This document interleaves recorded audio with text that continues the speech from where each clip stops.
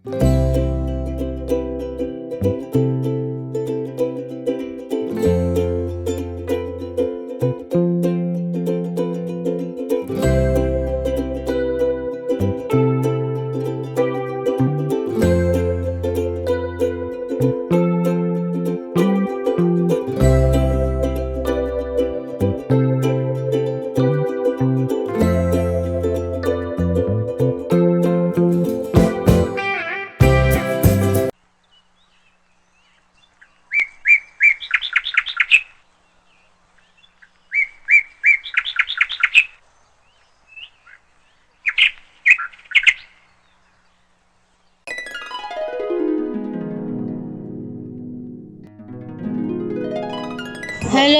Everyone, আসসালামু আলাইকুম।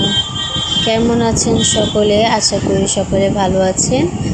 আজকে সকালে যখন মেয়েকে স্কুলে দিয়ে আসছিলাম, তখন আসার পথে দেখলাম একটা ভ্যান গাড়িতে সবজির পাশাপাশি শাপলা বিক্রি করছিল।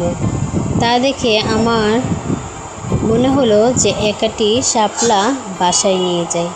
নিয়ে গিয়ে কুটা বাছা করে ভালোভাবে ধুয়ে নিয়েছি। এখন রান্না করার পালা।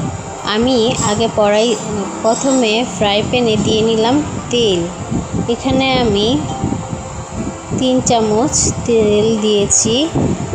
এখানে 2টো পেঁয়াজ কেটে আমি তেলের মধ্যে দিয়ে দিয়েছি।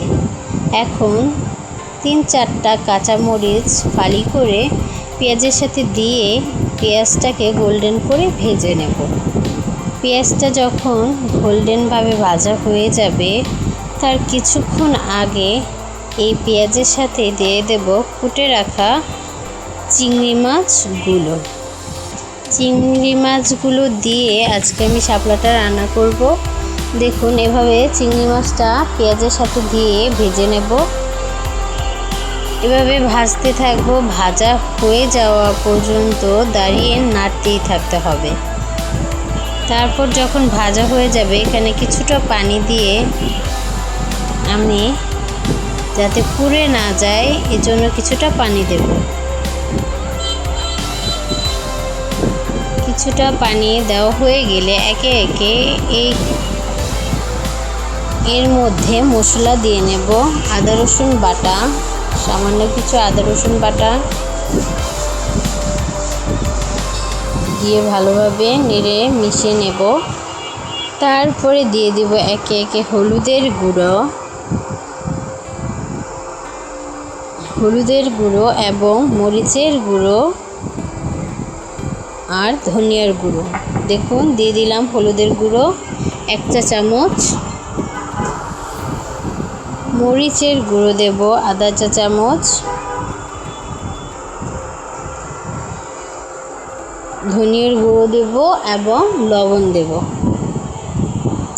ভালোভাবে মশলাটা মিশিয়ে নেওয়া হয়ে গেলে এখানে আমি দিয়ে দেব লবণ, দিয়ে ভালোভাবে নেড়ে মশলাটাকে কষাতে হবে। ভালোভাবে কষানো হয়ে গেলে এখানে দিয়ে দেব কেটে ধুয়ে রাখা শাপলাগুলো। দেখুন, কেটে ধুয়ে রাখা শাপলাগুলো দিয়ে ভালোভাবে মিশিয়ে নিতে হবে। ভালোভাবে মিশিয়ে নেব। ভালোভাবে মিশিয়ে নেওয়া হয়ে গেলে এই পর্যায়ে কষানোর জন্য আমি ঢাকনা দিয়ে শাপলাটাকে ঢেকে দেব। আপনারা যারা আমার এই ভিডিওটা দেখছেন, যদি ভালো লেগে থাকে অবশ্যই একটি লাইক দিয়ে পাশে থাকবেন এবং আমার চ্যানেলটাকে সাবস্ক্রাইব করে বেল আইকনে ক্লিক করে দিবেন। ঢাকনা দিয়ে ঢেকে দিলাম শাপলাটা সেদ্ধ হয়ে যাওয়া আগ পর্যন্ত। মিডিয়াম আঁচে রাখতে হবে যাতে শাপলাটা সেদ্ধ হয়ে যায়। দেখুন, শাপলা সেদ্ধ হয়ে কতটুকু হয়ে গেছে।